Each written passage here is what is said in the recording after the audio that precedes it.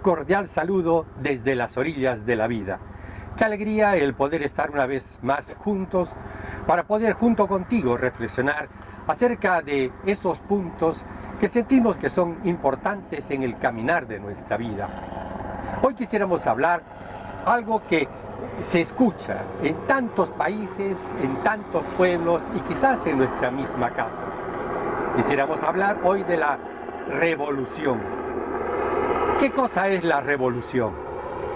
Evidentemente que es ese deseo profundo que a veces tenemos nosotros y que tienen los pueblos y que tienen las comunidades de un cambio, de no continuar con la manera de ser y de actuar con la que tenemos, sino que deseamos hacer una revolución, es decir, un cambio que muchas veces es un cambio radical el que queremos.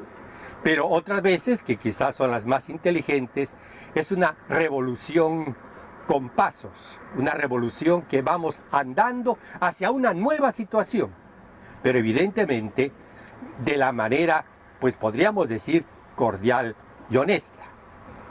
Y es por eso que muchas veces se piensa que la revolución tiene que ser siempre violenta, y no es así, porque las grandes revoluciones que vemos en la historia de la humanidad y en la historia de los pueblos y de nosotros mismos no han sido siempre violentas. En algunos casos sí, pero no siempre, lamentablemente, estas revoluciones violentas han logrado su objetivo. ¿Y por qué? Porque precisamente cuando es una acción violenta, el objetivo no aparece muy claro.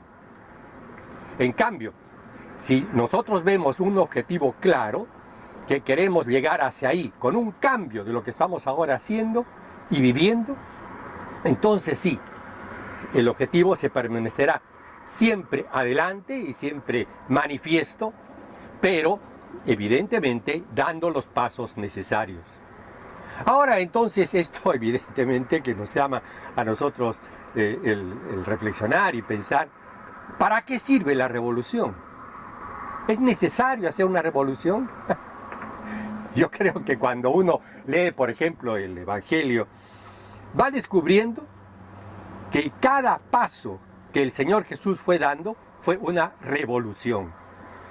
Es decir, fue cambiando la situación que se vivía en el momento y que muchas veces se vive ahora, por una diferente, por una distinta. Hay muchos que dicen, bueno, no, deja las cosas como están. Como tenía un compañero jesuita que decía, deja las cosas como están para ver cómo queda. Efectivamente, puede ser que tenga mucha sabiduría esto, ¿no?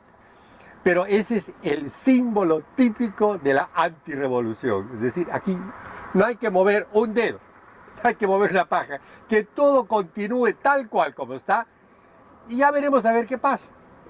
Y no, efectivamente, la revolución, o sea, en la vida que nosotros queremos vivir cada vez mejor, tiene que haber ese cambio radical. ¿Y por qué? ¿Por qué tiene que haber un cambio? Precisamente porque nuestra naturaleza está inclinada hacia el no hacer nada, el no padecer, el no sufrir, y especialmente está inclinada a hacer las cosas que nos vienen, sin más. Y hay uno que podría decir, ¿no es cierto? Bueno, así soy yo, ¿qué quieres que haga? ¿Cómo quieres tú que cambie? Así soy yo, así me creó Dios. Efectivamente, Dios nos creó de una manera, pues así, digamos, tal cual como somos, pero con un desafío. El desafío de ir haciendo de nosotros una revolución en nuestra vida para que podamos adaptarnos cada vez mejor a la voluntad de Dios. Yo estoy convencido que hacer la voluntad de Dios en nuestra vida, en nuestra comunidad, en nuestro pueblo, es imposible si es que no hacemos los cambios, a veces radicales, que necesitamos para poder acercarnos a la voluntad de Dios. Y es porque la situación que nosotros vivimos, tanto la personal como la grupal, está dañada por el espíritu del mal, por el pecado con el que nacemos, que es el pecado original. Y por lo tanto, el camino hacia la voluntad de Dios, que es el opuesto, necesita que nos decidamos a hacer un cambio, una revolución en nuestra vida y en nuestra sociedad, en nuestra familia. Por eso entonces creo que es importante el que repensemos este término tan utilizado, ¿no es cierto?, por tantos pueblos, que queremos hacer una revolución. Sí, efectivamente, es una revolución hacia un cambio, pero ese cambio es para poder llegar a la voluntad de Dios, cuyo principal objetivo, cuya meta principal es el amor. Y uno podría decir, ¿pero cómo? Una revolución para amar. Efectivamente.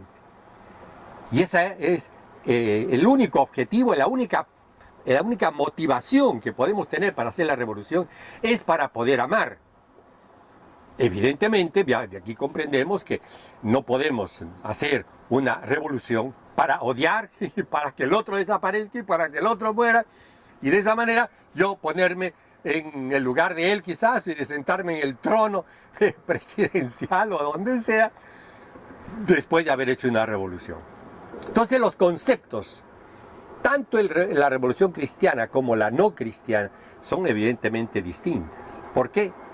Porque puede ser que en la no cristiana el objetivo sea el odio, el matar, el destruir a la otra persona para yo ponerme en lugar de ella. En cambio, la revolución cristiana es hacer los cambios necesarios, tanto en mí mismo como en mi familia, en la sociedad, para poder amar de verdad. Entonces, ahí se contrapone, se podría pensar, ¿no? ¿Cómo se va a pensar que la revolución y el amor se unen? Y que la revolución tiene como meta el amor. Ahí está, pues precisamente.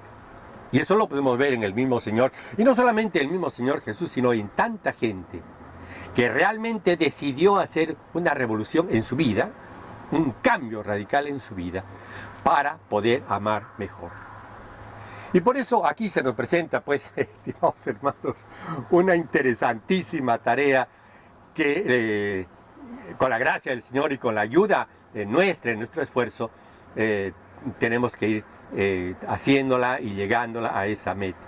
Pero no pensar que no hay ningún cambio en mi vida, que no debe haber nada, que todo tiene que ser tal cual como es. No, esa pasividad pues no nos lleva a nada. ¿Por qué? Porque como hemos manifestado, nuestra misma naturaleza, nuestro mismo pensamiento, nuestro mismo entendimiento está orientado hacia lo contrario del amor. Y por eso, para poder llegar al amor, necesitamos hacer una revolución. En fin, no es fácil siempre el poder unir estas dos palabras, pero creo que es útil e interesante descubrirla, no solo en el Evangelio, sino, como decíamos, en tantos hombres que efectivamente dieron su vida por un cambio importante y de esa manera poder servir mejor a la sociedad, el poder amar mejor a los hermanos. Pues te agradezco muchísimo una vez más el haber estado aquí con nosotros a las orillas de la vida. Y te envío pues un cordialísimo saludo y te estoy ya invitando a una próxima reflexión en unos días más adelante. Que Dios te bendiga y que realmente vayamos a ser los revolucionarios del amor. Gracias por tu presencia.